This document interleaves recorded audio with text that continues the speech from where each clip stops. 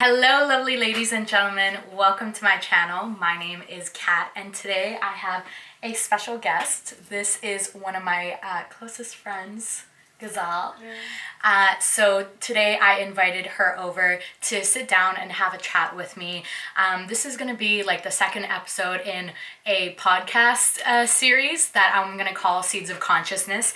Initially I wanted my channel to be called Seeds of Consciousness because I really like the concept of mixing in both like environmental education and awareness with exactly that, just environmental education and awareness through conversations and ideas. And I really like the idea of just like sharing stories with people and getting their perspectives on things and talking about shared perspectives that we have. So for today, I want to talk to her about what it's like being an immigrant and the child of immigrants in Canada.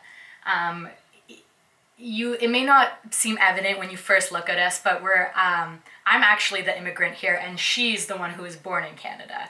So I was born in Ukraine, but I came here when I was 2 years old. So I say I'm like ethnically Ukrainian, but technically just Canadian. Like I've grown up in this culture and I kind of hit the jackpot when it comes to being an immigrant because I literally don't have an accent and I look like, the majority of what a typical third generation or fourth generation Canadian is. Even though we are such a multicultural country, if we both walk down the street, you would agree, they would consider me more Canadian at first than you. For sure. Right? For sure. Based on that physical judgment right there, right? Yeah. I hear you. But first off, thanks for having me. The idea that you have a channel where you can share stories is pretty moving, and I think the world needs more people like you. I appreciate that. She's so sweet. Thank you so much for coming. Totally. This is awesome. I really like the idea of just sharing stories with people and getting their perspectives on things and talking about shared perspectives that we have. So for today, I want to talk to her about what it's like being an immigrant and the child of immigrants in Canada. It may not seem evident when you first look at us, but I'm actually the immigrant here and she's the one who was born in Canada. So I was born in Ukraine, but I came here when I was 2 years old. So I say I'm ethnically Ukrainian, but technically just Canadian. I've grown up in this culture and I kind of hit the jackpot when it comes to being an immigrant because I literally don't have an accent and I look like, the majority of a typical third generation or fourth generation Canadian is. Even though we are such a multicultural country, if we both walk down the street, you would agree, they would consider me more Canadian at first than you. For sure. Right? For sure. Based on that physical judgment right there, right? Yeah. I hear you. First off, thanks for having me. The idea that you have a channel where you can share stories is pretty moving, and I think the world needs more people like you. I appreciate that. She's so sweet. Me. Thank you so much for coming. Totally. This is awesome. Okay. What it's like to be an immigrant. It's totally it's because you're Canadian, right? But your parents came here as immigrants, right? Where did they come from? How do we identify, right? Yeah. My parents are from Iran. They're political refugees who left the revolution of Iran at a pretty nasty state where war with its own people was a daily thing, and so they wanted a better life and moved here. Mom was pregnant, had my sister, and then I'm 5 years later. So I was born here, but I very much lived the life of an immigrant. Heavily influenced by my diaspora and my parents' story. Yeah. Why they came to Canada, that was I'm sure you feel the same. For sure. What's diaspora? Diaspora, how I actually learned it in a course. It's how the idea of your people and its displacement and how culture may follow through or not. So how immigrants bring their culture to the place that they immigrate to. Or how it lingered in between. So for example, a very common study is Jewish diaspora because of how the Holocaust affected identity of what it meant to be a Jewish identifying person.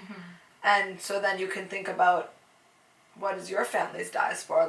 The Ukrainian people, what did they leave their society at a certain point? Where do they go? And then what percentage, right? Because percentage of what? What follows through? How many percents of people immigrated at what time to Canada? Okay. Per se. Yeah, I personally don't know that information, but I guess I can share like my personal family's diaspora. Like we came here in 1999, so we're actually celebrating our 20-year landing this Saturday, and I think that's like what has like kind of spurred this conversation, because I've been thinking for a while like what it means to be Canadian and what it means to be an immigrant. Totally, you know? that, right? Celebrating, that's amazing. Yeah, celebrating, but also like seeing it from a realistic perspective, because I know that I'm so privileged, and that even though my parents definitely did face challenges and injustices and what they consider racism, like I know that there are other people of color who have also experienced that to a much greater degree, you know? Totally. My family's diaspora, I would say, is like, we came here in the 90s. That was right after the collapse of the Soviet Union. Like my mom, I don't know much about that time, but what my mom does tell me about Ukraine makes it seem very bleak and corrupt. And she says she left because even though she at that time was living a very comfortable middle class life and had a successful job, she knew that there was no future in that country and she wanted to have kids. So there was an opportunity to apply to immigrate, because during the Soviet Union, the borders at that time were closed and it was very difficult to immigrate out. But like once the Soviet Union collapsed, like she found that opportunity. And she says, it's funny because she says that like as an immigrant, it would be a lot harder for her if she had kids compared to if she was married. Totally. She had neither at the time as she was applying, but she just like kind of found someone and like found my dad, like, and within 2 months they got married, because she's like, listen, I have a proposition. Do you want to go across the frickin' ocean and land in a different continent with me? So she got married because that made her a more valuable immigrant candidate. Yeah. However, she had me because she wanted me, you know, even though it would be like much harder. So yeah. But yeah, like I was born in Kyiv, Ukraine, the capital, and we came when I was 2, and I literally have no memory of Ukraine because I've never been back, and it's only what my parents say. So unfortunately, like my perception of the country is like, as my mom likes to say, an asshole, like a very like underdeveloped, corrupt, war-torn kind of country. And it's crazy because it's literally Eastern Europe, you know? Yeah. Like, and I'm just wondering, like, how much would that influence, like, your identity as someone who was culturally born into something and then moved to something that was totally different? How did that shape your childhood identity, right? You know, it's actually so crazy because even though as a kid I never personally experienced racism, or people like, you know, teasing me for like my background, because I just blended in, you know, like no questions were ever asked. But from a young age, I remember just being very resistant of learning the Russian language, and like my parents spoke it to me at home, but like I was embarrassed to do it in person or like really like follow through and like learn it or go to like Ukrainian school or Russian school. Growing up, my parents didn't really push it because you idealized this more of a Canadian. I don't know, because I it's weird because I felt the pressure like that's not Canadian, you know. Like, I'm like, I have to like try to fit this mold. So that would be the diaspora of lived experiences of like first generation. But it's crazy because like I internalized that guilt and shame from such a young age, even though I was not really overtly exposed to any of the negative where are you now? Aspects. Where are you with that now in your journey? Have you found that peace with like coming back to your identity? The older I get, like I realize like I'm sad that I don't know Russian. Like I know 4 languages, but to varying degrees of effectiveness. Like English, I would say I'm 100% fluid. And then like it would be French, I would say 80 to 90%. And then Spanish also like 70 to 80%. And then Russian maybe like 50 or 60. Like my speech is very like stunted. Like my language growth is very stunted because I only learned it with my parents. And you don't have a desire to want to like connect to that? Why I ask that is about like because we go through this like displacement and the desire to like, let's say, want to be fully Canadian. Yeah. So you're like pushing those parts of your identity away. One thing I'm sure we can get along with it, like come to the story of, have you ever had like food that you didn't want to take to school because it was like part of your culture and like it smelled different or looked different and you didn't want people. No, because I grew up on like by Coca-Cola and chicken nuggets. Okay, see, so for me, I would never wanted to take Persian food to school. Really? But it's so different now because all my friends love Persian food. I love cooking for them. I love bringing them my mom's cooking. That's the culture and the generation is definitely very different. For sure. And an idea of just like coming back to your roots, I feel. Yeah, I've been questioning that a lot lately, and you know, part of me is sad that I've like pushed that side away for so long, because I literally don't know what that means to be like Ukrainian, and like part of me thinks that like I've internalized so much guilt, you know, like I'm literally in the process of legally changing my last name. My full name is Katerina Zagrulko, but when I say that, it's like Zagrulko, like it just like feels like, you know, unattractive to me, and like it sounds weird with an English accent. Like I think with Russian, like I don't know how it would be with like a Russian accent, but it would be more like Katerina Zagrulka. And like that's how like culturally. But for them, it's easier to say that than. And I've never identified with it. Like I hated always being like last. Like, you know, on class lists and last to get things. What's the spelling? Z. It starts with a Z. Z what? Zagorulko. It's hot. Yeah, that's okay. So what are you trying to change it to? Right now, I like really like Kat Evergreen. Well, like legally it would be Katerina Evergreen.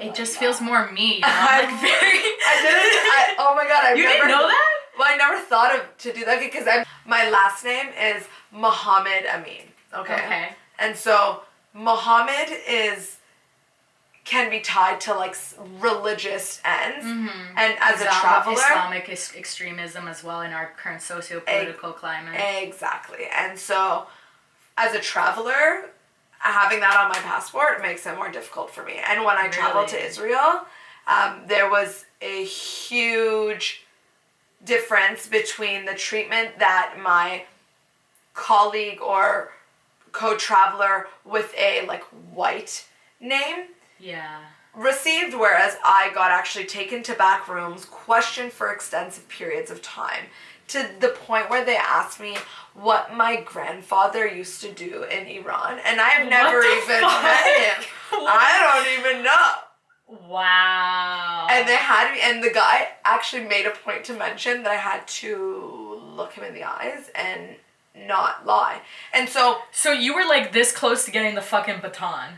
Well, I just had to be honest about who my identity is, but that is in question. That's scary. That's in so question. Terrified. And so at that point, I'm being not considered as legitimate as a citizen with the same. Even though you carry a Canadian passport, absolutely, you're not considered Canadian. And so that adds to the idea of like the lived experiences of immigrant travelers. You see, I feel even more privileged hearing that, because I'm just changing my name because aesthetically I like Evergreen and it works with my brand. Which I love, like, by the way. You know what's crazy? My parents, I don't even care that like I'm changing it, because I thought, you know, there would be an issue like, you know, why are you like suppressing our identity and our heritage? Not like passing it. No, she's like, my mom was very, I love that. Very analytical or like very understanding of the situation, because she says, you know what, we're gonna support you whatever it takes, and whatever you need to be successful in this country,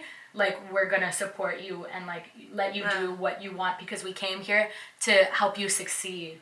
And wow, that's amazing. You have awesome parents. But at the same time, that's because they themselves like push away their history, you know, like, and I've also come to have that same kind of energy around being an immigrant, you know? And it's weird because I have got it so fucking good. I don't experience racism. I make more an hour than my fucking mother as a server. I don't work as much as my mother, but the hours that I do work, I make more money than her, even though she's more highly educated. Her job is more difficult and technical. Like, what a server does compared to what someone who like literally looks over clinical study reports for a drug testing company. That's crazy to me, but because I'm in this country, I have that opportunity. You have an advantage, right? But about your mom's point, that is seriously a thing, and that's why when immigration, they wanted to bring so many immigrants, because it was a source of cheaper labor, right? And like access to more people to run their society. But same with my parents, right? Higher education, they come to this country, they get paid less than what perhaps Yeah. I'm making right now What too, right? what infuriates me is the fact that like the Canadian government or workforce like devalues, the same education level, but that was received in different countries. Like I get it for some things, but like in terms of like jobs, like I know someone whose mother was a doctor in like Palestine, or not Palestine, like Pakistan or something, and she came here and she had to go through medical school all over again. Whereas science is science, like it's very hard to like my mom as well. She has a PhD in radiochemistry from fucking Moscow State University. Yeah. Like the rules of fucking chemistry have not changed that much in 20 years, and we're not taught one thing in one country and another thing in another country. Like the fact that they have to start from like rock bottom. That's why our families are so motivated for us to still, like, they were willing to take that compromise for a better life for their kids. That's what makes Canada though, no? But do you think that like they should have to go through those hurdles? My parents went through a very difficult time when they first came here. It took them many years to like find their feet in this country. My parents came with like literally nothing. Yeah. Literally nothing. And my dad was like building from scratch a business, and that took many years. Wow. And so like, but in Iran, my parents were both working and both educated, come here, but it's not as valued, right? And different countries have different standards, and so education that you would receive from one country wouldn't be transferable perhaps. And I feel like, why don't they just like at least give them like a test to verify like they have the general knowledge needed? Like I kind of feel like, Is that a thing? Do they have I that? don't think so. And that's the thing. Like it's like they put these like unnecessary hurdles. It's almost as if immigrants are sold a dream to, like leave everything and come into this country with the promise of like better opportunities, but like once they're here they have to grind for so freaking long, and it like breaks them and it changes like, and that's why I wanted to talk to you about it, because you actually do work for the government, you have some insight, so I want your perspective. Like what are the social programs like nowadays, if historically back when like our parents first came here, like what was out there to support them, and also what was out there that was hindering them? I would say either way. I'm somebody who's like politically involved, obviously, and depending on different political climates of the world, actions are different, right? So what we're seeing in the States right now, depending on who's in power, different things are being cut, and services are becoming less and less. In terms of what we provide, well, we're really lucky to live in a country like Canada. Not many countries have the resources or the support systems that we do, and there's a lot of other countries that are doing a lot better than us. But in terms of how we welcome immigrants, like if you look at our parents' stories, like that's a story of privilege, right? My parents left Iran during political climate, not the best place. My parents remember telling me stories of them hearing bombs happening at their wedding ceremony, which already had to be separated based on men and women, because that's its own thing, right? So holy fuck, you could imagine the trauma that brings over, right? And so on this like special, beautiful, spiritual day, and you're literally like in a fucking war zone. Exactly. Holy shit. So when I think about it, damn, so lucky. We come here and we have like a better chance at something. In terms of where did you want to take it? What we could do like better I want in terms of? like if you know more about like the immigrant support structure here, like how good are we? Like what are some like concrete programs and efforts being made, and where do you think we can improve? I think there's space for improvement, but there's also a lot at risk when we go through elections. For example, we just went through an election and we elected a liberal government, and so what that looks like for immigration in the next 4 years would be totally different than what something else would look like. In the last number of years, if you remember with the Syrian refugee crisis, 25,000 Syrian refugees were welcomed into our country, and that's so great. And then, but are they being supported once they're in this country, or are they kind of treated as second class citizens? Because I think that's part of the story of how our parents came into I this would say country. if you didn't include both in the story, it wouldn't do it justice. I would say it's both. You see stories of I've been so lucky to see actually through government and through different politicians visiting different things of how in as short as 2 years, refugees have come here, built their family identity, and are now like business owners, serving restaurants. I went to an amazing cuisine they opened up 2 years ago, as they were welcomed here as Syrian refugees. Now that's what happens when you're in a country where if you receive supports, if you support your people, the people give back, right? Yeah. And then you can see in countries, if you don't support your people, that's where you fall short, and that's where you get class divides and absolutely, and you get poverty per se because you can't afford to buy a house when you get here. Whereas we actually had home transitions. What are home transitions? At the time, they were looking at how to allocate these people in different parts of the country so that it would actually benefit. It would be places where they had access to, let's say, different resource centers, home centers. I actually know there was university spaces that they were using, some of them, to offer shelter as a transition to like renting or owning property. That's I know awesome. That there was private donors bringing in families as well, which is just like speaks to what it means to be Canadian. Yeah. Honestly, the whole idea of it all makes me want to just like love being Canadian, because there's not a lot of countries doing this nowadays, really? Right? When you look at and also depends on like the political climate. Like, say we elected a conservative federal government 2 weeks ago, how would that change our Canada's perspective and efforts towards immigration?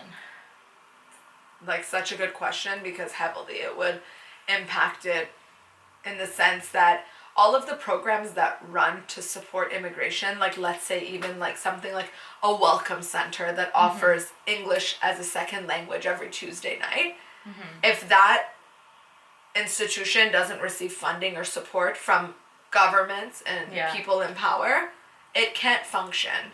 And so that service would be cut. And we're already seeing that in Ontario with a conservative government in power. Really? Where, if funding doesn't reach, it gets cut, right? But, the Conservatives in Canada, can it really be said that they're as right-wing as, the ones you would see in America? Like, aren't they supposed to be progressive conservative, like center-left? Like, sure, you could say so, but to this day, we are debating things like a right to a woman's choice when it comes to anything per se, to a woman's body, to a woman's choice. Some of these things are still under question by conservative, let's say, candidates or members of provincial or parliament, a federal parliament. So are they really anti-immigration though? Because doesn't that stimulate the economy, and aren't they all about, the economy?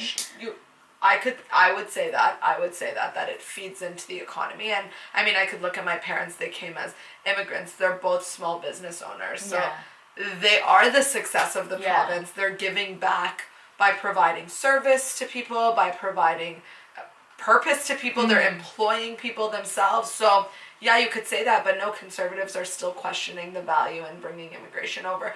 And they are, or they aren't questioning the value? They are. They are. You could question their value on how important they think it is, because it's not high. Really? If you look at it on because a priority they may list, say they care about immigrants, but like in terms of what they actually fund, I'm sure right now if we looked up even a number of things that were cut under the Harper government when it came to immigration, that's 10 years of Harper government. Oh yeah, there was funding. There was funding to immigration. There was funding to veteran affairs. Harper cuts immigration. The first search was tens of thousands of immigrants victims of Harper cuts to settlement services. So we were talking about the importance of funding. Decision to slash funding, a brutal surprise to long-time community agencies. So what are the settlement services? Is that what you're saying, when like they first newly landed immigrants come and they get help, finding housing? Yeah. Is that what it is? All sorts of things, right? Housing specifically, but housing, resources, settlement services, right? Just imagine, like, if you come new to the country, you wouldn't know where, let's say, the community center is, where, how to look for a job. What websites do you use to look for a job? I remember when my parents first came here, they spent 3 days at like a bed and breakfast, like the Sun yeah. Inn or something. I forgot what it's called, but like literally that. Where do you go? You're new to a country. You know absolutely. You literally land. My mom always tells the story how we do. landed in the airport in Canada. She had like a crying baby in her arms and like barely spoke the language. Like she learned English like in Ukraine, but like not. Like there's still like a lot of new things. And it's like whoa, it's like a shock. Like all at once you get off the plane, it's like. Now what do you do? Like it's chaos and so much hang out. Find the closest park and hang out. Nowhere else to be. So something you would do. Well, time to pitch a tent. Literally. Oh my goodness. Wow. But then now look at it, like your parents have given back to society. Yeah. You are in post-secondary education. I have a bright future and I know likely I'm going to be able to drive the economy. Absolutely. And so why wouldn't we want more of these stories? Like, Canada's made up of like family stories like you and I, right? Mm-hmm. I think like in 2019, I think like we're as a culture a lot more we've embraced a lot more the idea of like, you know, a mosaic of people. Like what is that essence that like ties so many people from so many different backgrounds into one people? Like what makes us humanity. Aww. Humanity. Just coming, but people come here for a better opportunity. That's kind of what they see Canada as. But we can't take that for granted because that could always be at risk. Really? The idea that at risk of what? Being taken away? Yeah, and not being as diverse or mosaic as you say. Right now, I actually saw something on Facebook. It was like a meme. And it was like introducing your new conservative members of parliament. Yeah. And it was literally like almost a copy and paste. They were all white guys. It was like 2 rows of just white men. And for me, that's a concern because that's not reflective of the Canada that I know and love. I was really happy to see that like the current head of the NDP party is That's awesome. Sikh. That's awesome. He's Canadian though, right? Like he was born here, but like he comes from like a Sikh heritage, and like I was like, that's the freaking diversity I wanted to see. Like I know you're liberal, but like I love that. I still love the idea that young men and women can look at a leader and say they see me, or like I can see myself there. That's huge. That is Ontario. That is Canada. Yeah, that's right? a small step forward, but like it is not equally spread out, like in terms of like how immigrants are seen and treated and helped in this country. Like you were saying before, how when they come here, like there's some effort being made that they're dispersed all around Canada, that they don't clump. I would think that in the major cities like Toronto or Vancouver, they go out to like more underpopulated areas like the East Coast and the prairies. I know Hamilton was one of the hubs. So how are they, like, do you know how they're treated in, like, other provinces? Like, would you say that Ontario is more tolerant and accepting of diversity compared to others provinces? Yeah, I think that, I could be wrong, we should do a fact check, but I think that Ontario took one of the highest numbers of the total of Canada. And yeah, I think that's great. I'm sure we could always do more. Right now, you look around the globe, there are other countries that could use some extra support. Obviously, we can only give within our means, but I think it's awesome that people see Canada for that. Even as a traveler, don't you feel you like travel and you meet people and they're like, you're Canadian, oh my god. It's so funny because apparently even Americans pretend like they're Canadian because they know if they like say that they're American, they're treated so poorly abroad. So I love that about Canada, and honestly, we got some good optics. Every time I meet people, they're like, oh, Canada. First of all, they think that we have, like, I don't know, I guess they don't understand that Toronto is like actually a really big city. They think that a lot of people felt that we were all from Vancouver vibes, like mountains. Really? Yeah, in South America I felt that heavy. A lot of people were like, oh, Vancouver, they didn't really know much about Toronto. Interesting. Yeah, in terms, because of nature we were talking about. Okay, yeah. I guess I want to bring it back to like our personal heritage and identities. Like, how do you identify yourself? Like, how much do you think you're like an immigrant, and how much do you think you're like very culturalized, and like what are some other struggles you've had like growing up for having, you know, being a person of color and a daughter of an immigrant family? I love that question. Like, who are you? What is your identity? Because I question that like every day. Yeah. There was a point in my life, especially after my research in Israel, wondering who you are as your identity. What do you identify as? Are you Canadian? Am I Iranian? Am I Iranian Canadian? Mm-hmm. Where does that kind of lie? And I feel like now I'm a lot prouder of my identity. I hold a lot of value in it, and I love the idea that I have this culture that I get to share with other people. And I hold that near and dear, and I feel that we have sort of a sense of responsibility to our families to kind of bring that forward too. And I love sharing like that. Uphold your cultural background. Absolutely. And like when I think of it, like speaking the language is important for me. If I want to share that with, like, let's say one day if I were to have kids, I would likely want my kids to have the ability to speak this speak this language fluidly and like no kind of in relation. And it sucks because right now I doubt that I'll go back to Iran because it's not really a place where I feel that I would thrive right now. Here's something that I want to ask you, because I've never been back to Ukraine, and a lot of the reason why is because every time I ask my mom, like, you know, why don't we go back to Ukraine? Like, why don't you show me, like, why don't we visit your father and my dad's brother, like, visit other family and just, like, show me where I come from, you know? And, you know, my mom always says the same thing. She's like, Katya, we left that country for a reason. Why the fuck would we go back? Literally. I was like, okay, like, partly, right? And there's just so much trauma behind, like, just like the reason why they left, and like there's so much fear because I don't know how accurate this is. Like, I talked to my godmother who's Russian and who like goes back from America and Russia with no problem. I told her, you know, like, is it true what my mom says about how, you know, Ukraine doesn't accept dual citizenship and like technically they still see us as Ukrainian, so meaning that if we go back there, there's a chance that they might not let us out again. Like, that's what my mom's whole fear is, and that's why she's never been back. But I'm like, okay, is that like actually a real thing? I mean, if it's a fear, like, is that the same like in your country? Absolutely, and these fears exist, and that also plays a role. Is it legitimate though? Like, I would say so. Yeah, I would say so. Really? I would say so. There are lived. But why would Ukraine even want me? I don't even speak Ukrainian. I'm illiterate. Like, I can speak a little bit of Russian, but I can't read or write, and my speech is very domestic. Those things may not matter to them, right? That's crazy to me. It's like I have nothing to offer. I have nothing to offer. I am not Ukrainian at all. Why would you like just not let me leave? Couldn't tell you. But it happens. Geopolitical borders are so fucked. It happens in Iran right now. People go and they take them and they put them in the jails, especially if they're old political refugees who left the country during the political regime. Or be involved with anything that's against the agenda, there would for sure be conflict.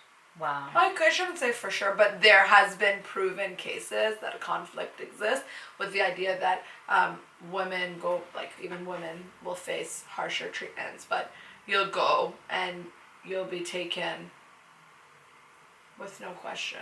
Really? Yeah, just because you have like an Iranian name but a Canadian passport, they're like, well, when did you leave the country? Where have you been? What are you doing? Right? Yeah. Wow. Questions. Have you been back to Iran? Yeah, but not in many years. Last time I was there I was in grade 6, many, many years ago. After being politically involved here, it seems not the smartest for me to go back. There isn't much for me there. I'm blessed to like have all of my family here. So there isn't, other than the beautiful nature, there isn't I wanted to ask you, like, how was experiencing Iran for yourself comparable or different to like what your parents, you know, told you about the country growing up? Like, you know how I was saying like my parents always had said like it's like a shitty country, there's nothing there. Like, I'm thinking like, you know, broken, run down streets, like just bad guys on every corner. Like I don't know what the country like looks like or what the actual vibe is. So like, how was it for you? One thing I have great memories because it was like for family weddings, so that part was good. But I have vivid memories, vivid memories, and that kind of shapes my identity of who I am as a woman, but also an immigrant woman. One was you could never imagine this here. It's literally mind-blowing. Yeah. But my sister was like, maybe like 16, probably. Yeah. 16, And how old were 17. you? 5 years younger, so like 11 around, yeah. Okay. And she got pulled into like a truck on the side of the street as we were walking, and like they were displeased with the idea that she had eyeliner on. And she had to. But like a group of men like just pulled her into a truck. Two guys were like, "Oh, excuse me, you have to come." Like they look like obviously like they were like legitimate. Yeah, like they were like, you know, wearing some sort of an outfit, and then take her and give her like stuff and like make her take off her eye makeup because right in front of them. Because what the fuck? Women are not supposed to be doing that, or like I don't know. And these men felt like it was like their duty to like as civil like good Samaritans in this country, like, you know, for like rip a woman out of what she was doing in that day just because they didn't like that she was wearing fucking eyeliner. And that's like a wholly different culture. That happens with nail polish too. There, my mom remembers a time where that didn't happen, but then also remembers a time when she was lived through that transition. So like freedom to then those restrictions, because it didn't always used to be like that, right? Okay, so that's one memory, the makeup thing. Second memory was that I was at an age where like I had to start transitioning to wearing a hijab, apparently according to their standards. Yeah. And it was like the cusp. Like I was that age where it's like they could think I'm a kid still and I don't have to, but like I'm still like a little bit starting to look more like a woman. And for me, that was like, as a Canadian, that's so weird because for me, I could wear whatever I want, do whatever. My father would never have a say in any of these things. It was always a freedom. Your family never expression, you know, like all. And then I'm there, and they're telling me like, no, you gotta wear it. So did you wear a hijab? Yeah, and for me it felt How did that feel? Very forced. I know a lot of people like.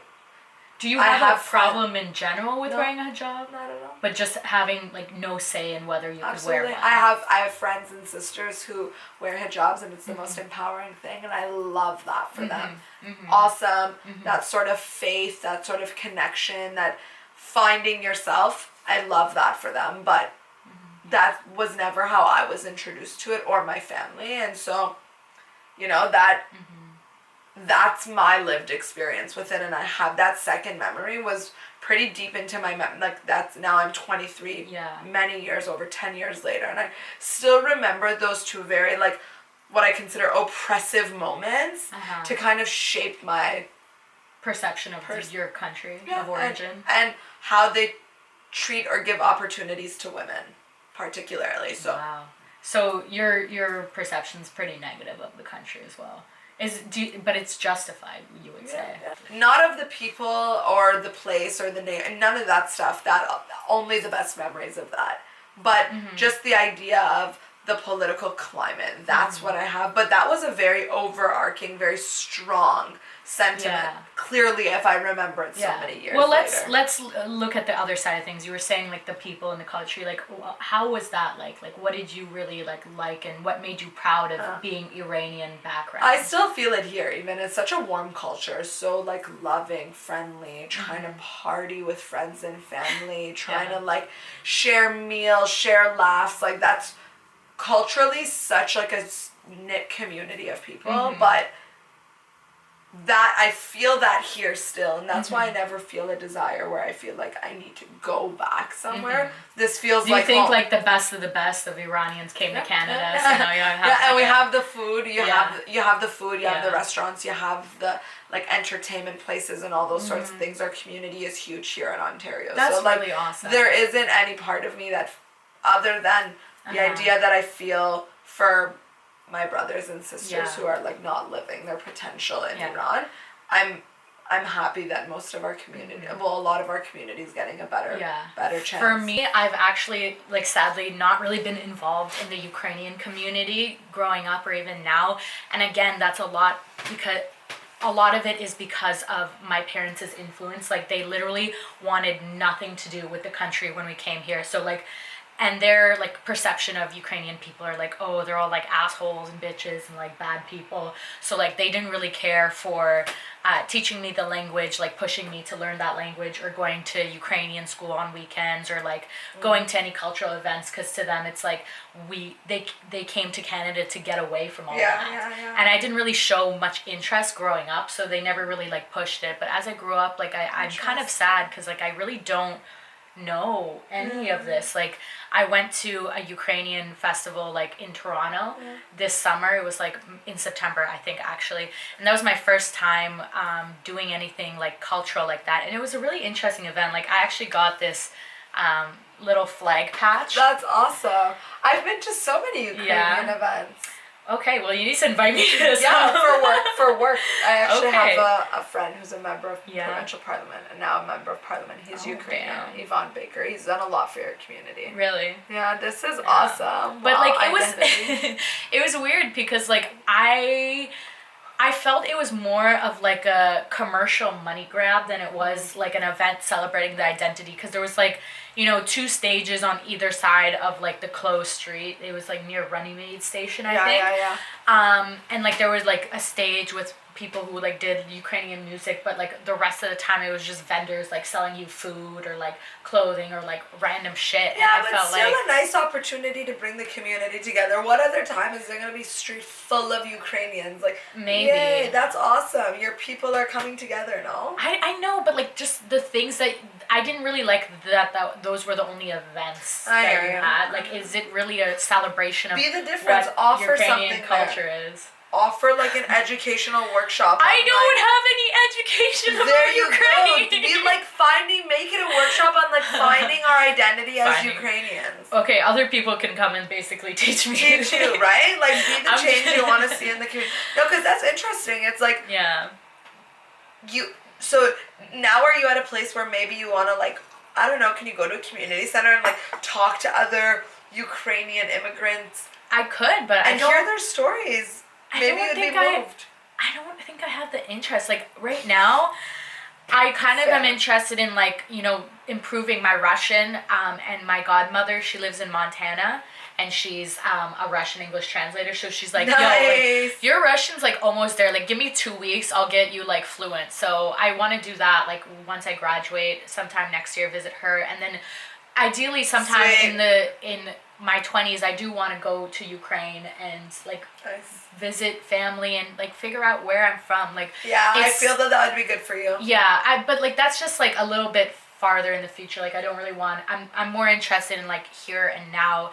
But it's sad because, you know, another reason why I'm changing my last name is because I don't want to have trouble with going to Ukraine. Like, you know, that's not my main motivation. Like I'm doing it more for just like creative reasons or whatever. It's my brand. you know how like Edgar Allan Poe, I don't think that was his actual name, that was his like, you know, literary name. I'm just making it legal. Why not? But it is also because like once I update my passport, I don't want it to say where I was born, because you can just have your nationality, which is Canadian. But on my current passport, you want to make a point to get rid of it? Yeah, I kind of like, because of, I'm like so paranoid that if I'm gonna go there and they think I'm Ukrainian citizen, they won't let me out. So I'm like, okay, not gonna speak any Ukrainian. Fear, right? Yeah, I'm like, I'm gonna change my last name. Gonna make sure my passport doesn't have any trace of it being Ukrainian. Like I can pass off as like Canadian. I mean, I'm kind of Slavic origin, so like they might question that, but I'll just be like, oh yeah, I'm Canadian. Howdy. I'm just visiting this good old country here. Yeah. But yeah, it's like fucked, because I don't want to be this paranoid, and I don't want to have such a negative perspective of my freaking country, you know? You gotta go and it will change. Yeah, I hope so. Because right now it's all these things that you're creating in the head, but like once you get there, it's gonna be a different story, right? Mm-hmm. Also, whether you find yourself or like find stuff about yourself there, which I'm sure will happen, but it'll be nice to hear your parents' stories through other family members, and like every part of you is shaped from them. So I feel that it could be good. I hope to go back to Iran one day. I have this like vision of myself going back in a day where it's like free. Yeah. And I'm gonna be like hiking in the mountains, and like my aunt has a cottage and stuff there, and we're just gonna like tan. I just have these like really awesome, and I know it's near in the future, but I'm hopeful that it's within my you have faith life. Yeah, you have faith in that country and what it can I have be. faith in the people. The people will always pull through. The people, you know, like grassroots activism, I believe that will always pull through. So I'm just patiently waiting for the day.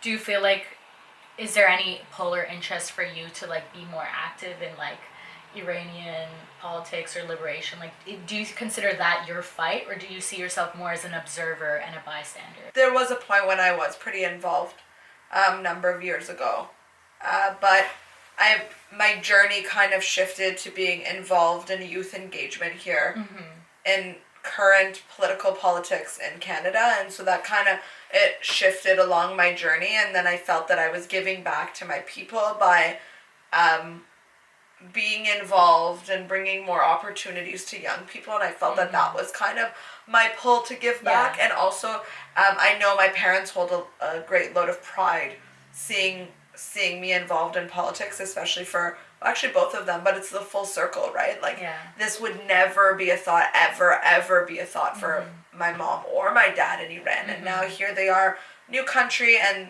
both their daughters, my sister and I, both heavily involved with the political climate. So like they feel pretty proud about that. Where I'm at right now on my journey, I don't think that my purpose is there to be politically engaged, but I think as I'm now a yoga teacher and I'm offering Thai massage, I'm moving a little bit away from the political realm and coming back to the lens of humanity, and hearing stories through my work is awesome, and life traumas of immigrants and stuff comes up quite a bit with my work, and so I feel that that's kind of where my pull is now. I'm also doing a lot of research, like healing and connecting with the individual. Especially when it comes to generational trauma is another area of research that I'm interested in, and generational trauma can come from immigration or displacement during war or choice or any of these sorts of things, and that I think that's kind of been really interesting for me too. Speaking on the concept of trauma, you know, like one thing that like really stood out to me is something my mother said, how like, you know, immigration has changed her and like my father. Like they're both, you know, Slavic, you know, like Slavic Eastern European people are like very hard and aggressive people, and she talks about how like coming to this country, it like kind of made them more hard in a way, especially my dad. Like my dad and I have a quite contentious relationship, and he's kind of an asshole. I love him as a parent, but I don't like him as a person, okay? And my mom's like, you know, he wasn't always this way. It was like coming to Canada changed him, and also when he came here, like he got really injured on the job.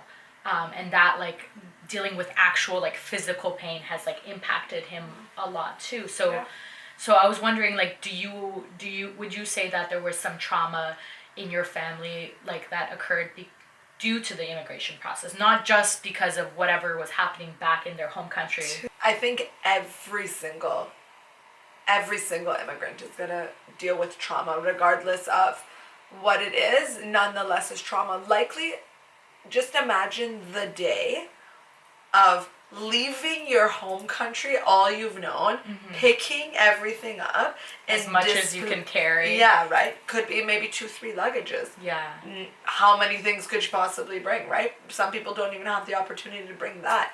Yeah. And you physically move somewhere new, and you get off the plane in a new place that you have no idea. That on its own, what goes on in the brain that day and that transition already is a traumatic experience. Yeah, there's a lot of fear involved. And we'll define trauma as something that it has a lifelong implication, whatever that means, right? Yeah. Something that scars and damages, and you know, you could heal, but like things are not the same as before that break or crack. And the worry of like, who will you be when you come to this new country? How does it change you, right? You have to leave everything you have and become a new thing. A lot of immigrants feel they have to become certain thing to fit in or be Canadian. So I think that's what I was feeling even from a young age, like just implicitly, like like nothing, I mean, I'm sure in the external world I saw some things that made me feel that way, but like I was not at such a young age being sensitive to that just kind of like speaks to how serious and traumatic and pervasive it is. The desire to like want to fit in and be Canadian, Yeah. right? And so that nonetheless will shape them differently. Cultural expectations will change, mannerisms of raising your kids will change, mannerisms of being, of social interactions will change. So yeah, I think my parents have probably had to compromise a shitload to be able to make ends meet here, and like those compromises started from the day that they came here. I actually know a story where my dad's mentioned this a couple times to me, and each time it just like holds such a special place, where my mom used to take public transit because she was pregnant, and dad would like run behind the bus because they didn't have enough money for both of them to get on public transit. My mom was pregnant, right? So imagine having to make that compromise. They didn't even have a bike. He like was jogging behind a freaking bus. Yeah. This is like first couple. And this is before we even had phones to figure out where to go. So you're just like hoping that you can like keep up with the freaking bus. My mom's likely going to the community center or somewhere for ESL, and he'll meet at the same place. But he would compromise that because that's what you need to do, right? And that's crazy because I remember when we first came into this country, like my parents are both very highly educated and talented people. Like my mom, like I said before, she has a PhD in radiochemistry, and she came here and her first job was working at a coffee time, like literally making minimum wage, which back then was like $7 an hour. And my dad, he was like a professional visual artist in Ukraine, and he was like very successful, and I guess one of the few people who actually made money and made a living off that. But then he comes here and he works like a hard labor job, like as a cabinet maker, and like he could barely speak the language. Like my mom knew more than he did, but like they were grinding, and on top of that they had like a freaking almost like a newborn like child, 2 years old, and like just trying to juggle like bringing me to Montessori, to like kindergarten, and trying to like make enough money to like buy a house, you know. Crazy. Like that's so much pressure to put on like on yourself. All for you to have a better opportunity at life. You know how you were saying like your parents are really proud of like you being like the political activist that you are. Do you feel like growing up though you had that pressure to achieve what I like to call the immigrant dream? Because I know when I grew up I was always like told, oh, be a doctor, be a dentist, but don't be a lawyer because the market is saturated and they don't make money. But yeah, just like they wanted me to get a high paying job, something with like high power and status, and that's what they thought of. And like growing up, like, you know, whenever someone asked me, like I would just say, oh, I want to be a dentist without really thinking about it. But then the older I got, the more I got into that field, I was like, I don't want like to do this. Like it was really hard making my decision of what I wanted to study in university, but I just was honest with myself. I'm like, you know what?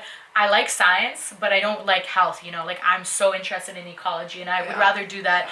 And you know what? There's still jobs out there. Like I thought about like, you know, am I really going to be poor and unsuccessful in this life if I'm not a doctor or dentist? There are teachers, entrepreneurs, there are people in business, and even like people who literally are just servers and they make like really good money or and are just happy. Yeah, and I'm like, you know what? I don't care about like making money or being comfortable. Like I know I'm secure enough to know that I'm in a country that has so many unique opportunities, and I am a very capable and valuable candidate that like whatever I choose to do, like I'll be fine. Like money, I'm not driven by that, but like I understand why they have that fear and that expectation, because they think that, you know, those positions, those jobs are very comfortable and secure. Like would you also like and grew up with that kind of expectation? Yeah, and it comes from a place of love, because they want that security for us. They want that wealth and all these things that maybe wasn't as accessible to them.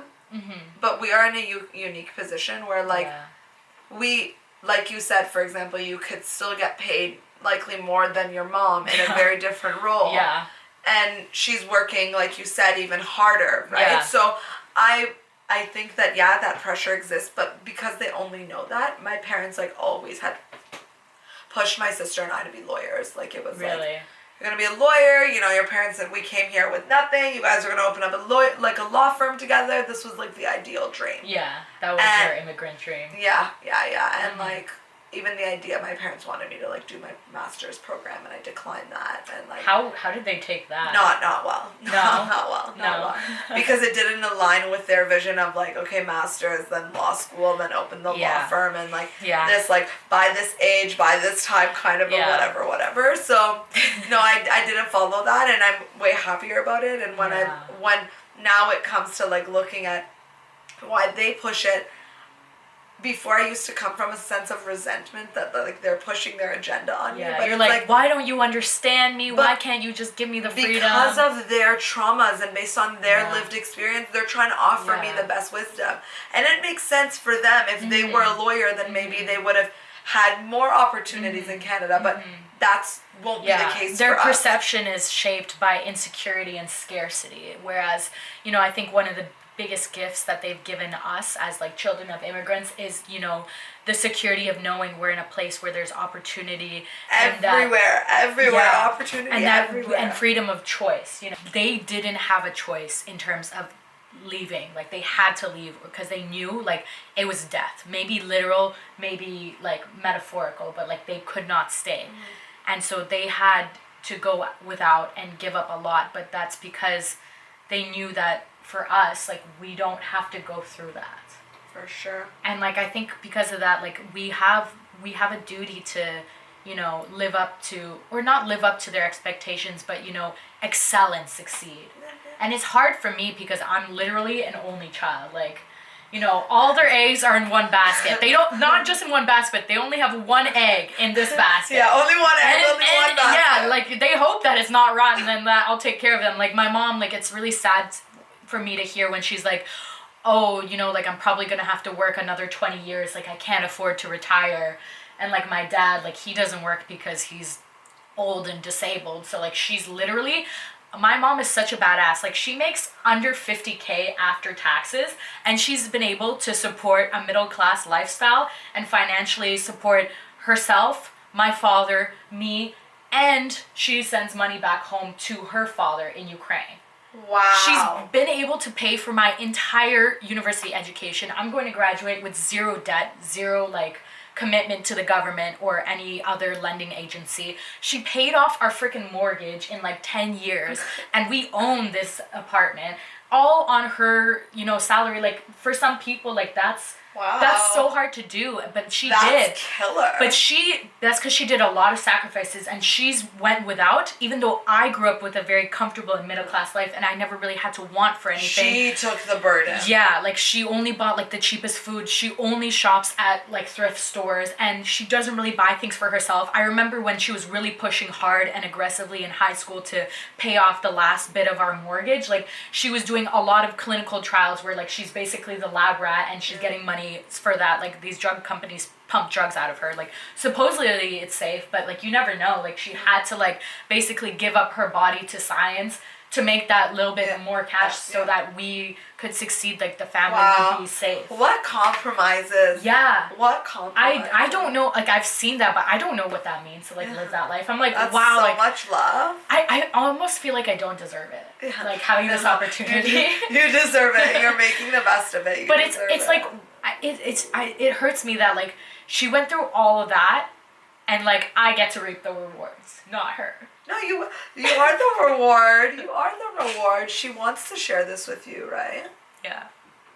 And, like, know that, like I said, like, you know how my parents are proud of me? Like, that also comes down, right? Yeah. Yeah. I'm so grateful for all the gifts that I've received and, like, all the opportunities that I have in this country because of my parents' sacrifice.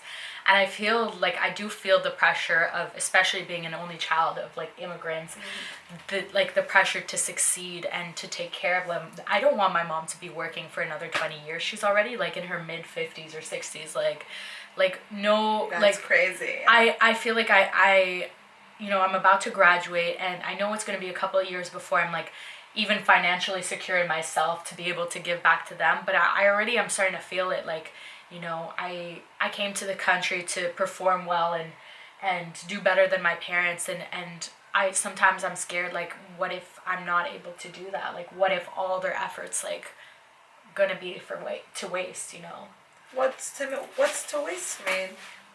Like, just... You're a beautiful lady living life, being happy. Yeah. That's what they want. None of it's gonna be a waste. But I feel your pressure. Just, but like, financially supporting them. Like, that's the main thing. Yeah. Like, I don't want my mom to have to work for another 20 years. I'm sure the answers will come along the way. Yeah. But like, don't live in that, like, fear of, like, anxiety, you know? I'm not. And I am, like, very happy that I feel, you know, I'm really determined to take all the opportunities and the gifts that I have in this country to, like, live an alternative lifestyle that, like, not a lot of people can afford doing. Mm-hmm. And, like, I hope that, like, I can give back, like, very soon. Like, I want to live my life in the service of others and make the most of, like, the opportunities I have here.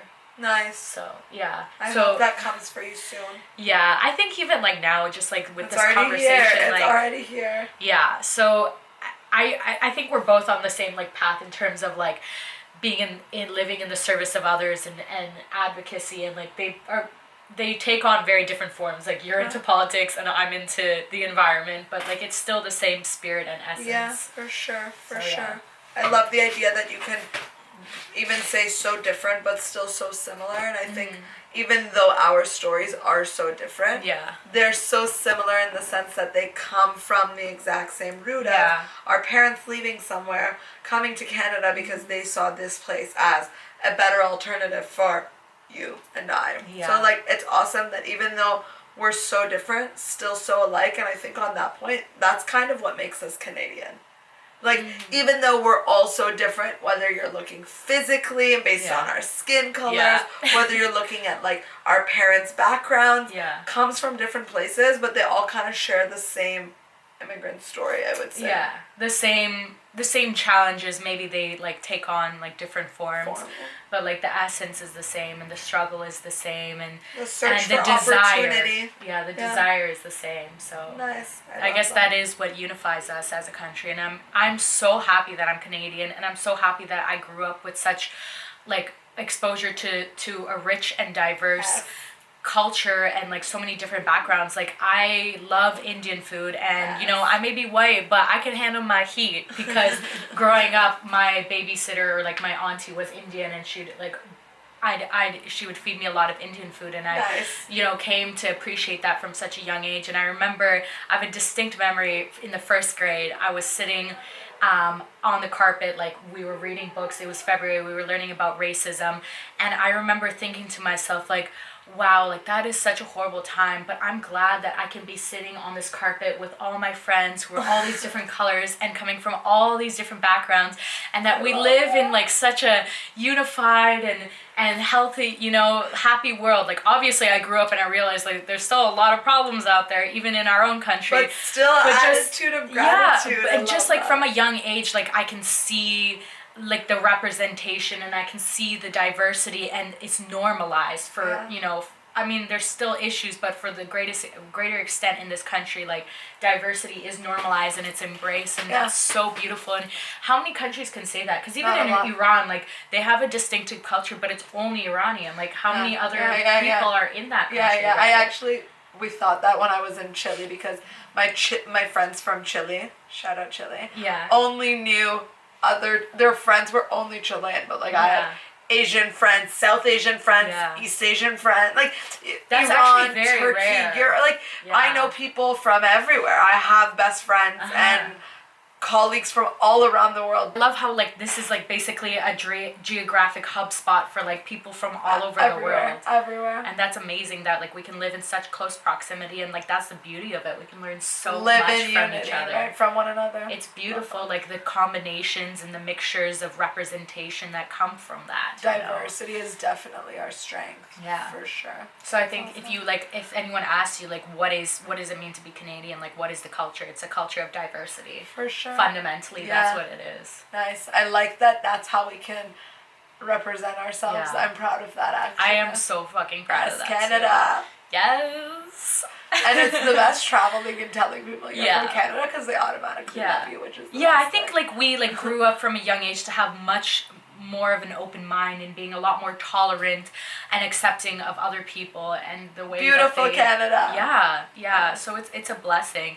How do you think that, like, as Canadians, like, how can we take that energy and that essence and spread it on a global stage around the world? Like, what do you think, what makes Canada valuable on the global stage? Like, what can we offer other countries?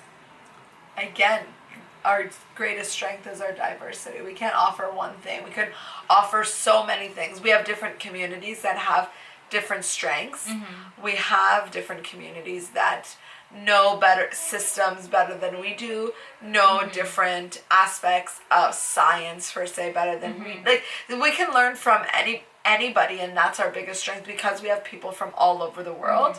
Mm-hmm. You want diverse minds. You want to know the best food of this particular place. You'd know where to go to get that, right? We offer it all. So that's, I think, what we offer to the world stage. Also, I think on a global stage, based mm-hmm. on my own travels, and also like being kind of politically involved and hearing from different engaged, politically mm-hmm. engaged people from different countries, is that there comes a sense of, what does it mean to be Canadian? Like, they know us as this open arms society and like mm-hmm. willing to give and receive, and I love that about us because there's not a lot of people, let alone places and actual nations, that do this nowadays, and I think that like is worth recognizing. And it's crazy how polarizing the dichotomy is between Canada and the US. We literally are neighbors and share a border, but we're like worlds away from each other. And we had an election 2 weeks ago, and like that could have really changed the direction. If we had a different government, that could change the direction of what's going to happen. And mm-hmm. like, damn, I'm lucky that people made not a silly decision. Yeah, I feel like conservative governments historically, even in our own country, they're not the best representation of who we are as a country. Yeah, I was more nervous because like of this like right-wing populism wave that we're starting to see. Yeah, let's talk about that. That's been happening, right? It's not avoidable. You know what's so funny? What was that guy, the People's Party of Canada or something? Oh my God. He literally, before the election, there was only one seat in like the House of Representatives or whatever, and then after the election, not even the guy who was the head of the fucking party won his seat. Mic drop. Canada sending a loud message. It's like, that shit's not tolerated here. Yeah. We are not here for your anti-immigrant rhetoric. Like, here's the door, get the fuck out. Yeah, I love that. I love that. Even their own constituents were like, not bye. Down. And I think that, again, speaks to who we are as Canadians, that, like, we didn't fall for it, and we're seeing a lot of other countries. I think we covered a lot in this. Yeah. I'm happy we got to do this. I'm happy we got to share the stories idea. Yeah, I think there's like, I personally have not really seen a lot of people talking about this, and I think like it's really great that we can have this like conversation. Like you said, we come from very different backgrounds. We look very differently. I think it's very funny that I'm the white person and I'm more of like, I was born in a different country compared to you. Like, that's hilarious. But we still share like the same kind of story and perspective. And I think it's really important as like immigrants and children of immigrants that like we come together and we share our stories and we share our struggles and we share our perspectives, because it makes us realize like we're not alone and we're empowered to, stick together and continue to work for the best, because that's what our parents brought us to this country to do, to succeed. Yeah, for sure. So. And if we didn't share our stories, they won't live on, right? Like, you want to be able to share this so that it's in your heart, but also sharing it with other people. Like, you would want this story to live on, You'd want others to hear about it. I'm sure one day you'd want to extend it to family members, know how they've impacted who you are. I think overall it's awesome. Mm-hmm. And if we don't share our stories, it's cathartic too, just like being able to release that, like all like the experiences you have. Like, if you're the only one to share it, like, it's more beautiful when you can express those to other people. There's like, it's funny how like, I think in our lives we all experience the same universal topics and issues and struggles and desires and pains and pleasures, and that's, again, like, that's the core of humanity, like being able to share these conversations. So thank you so much for coming here. Girl, I appreciate you so much. I hope you guys liked this video. If you did, please give it a thumbs up and subscribe to my channel. I definitely would like to get you back and pick your brain more, because this girl is my hippie soul sister. I love her so much. For life. I hope you guys have a wonderful rest of your day. Bye.